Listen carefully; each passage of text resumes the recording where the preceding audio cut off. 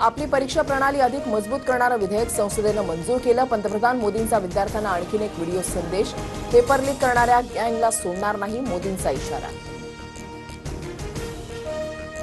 पंतप्रधान मोदींनी घेतली राष्ट्रपती द्रौपदी मुर्मूंची भेट। पेपर फुटी विरोधातील विधेयकाला दोन्ही सभागृहात मंजुरी मिळाल्यानं भेटीला महत्त्व। राष्ट्रपतींच्या मंजुरीनंतर विधेयकाला कायद्याचं स्वरूप मिळणार।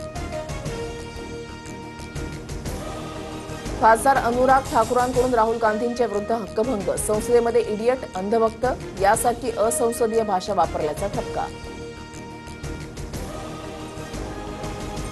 पेपरफुटी प्रकरणामध्ये अडकलेले महाराष्ट्रामधील 8 जण भाजपचे सदस्य। राज्यसभेमध्ये संजय राऊतांचा आरोप, तर मी लापता गृहमंत्री नावाची फिल्म बनवणार, राऊतांचा टोला। जंतर मंतरवर शांततेमध्ये आंदोलन करणाऱ्यांवर कारवाई नाही, मात्र गुन्हेगारी पार्श्वभूमी असलेल्यांना दिलासा नाहीच। दिल्ली पोलिसांचं स्पष्टीकरण, सुप्रीम कोर्टाच्या आदेशाचं दिल्ली सरकार पालन करणार। उद्धव ठाकरेंनीच एकनाथ शिंदेंची नियुक्ती केली होती। बंडखोरी करून मूळ पक्षावर दावा करणं लोकशाहीला घातक।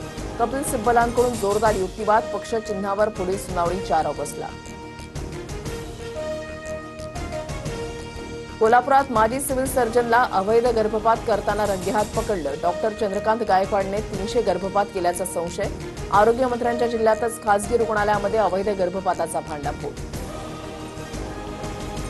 अमरावतीच्या मेळघाटमधील सिपना नदीला महापूर। 20 ते 25 गावांचा संपर्क पूर्णपणे तुटला। पूर्णा प्रकल्पाचे 3 गेट उघडल्यानं नदी नाल्यांना पूर।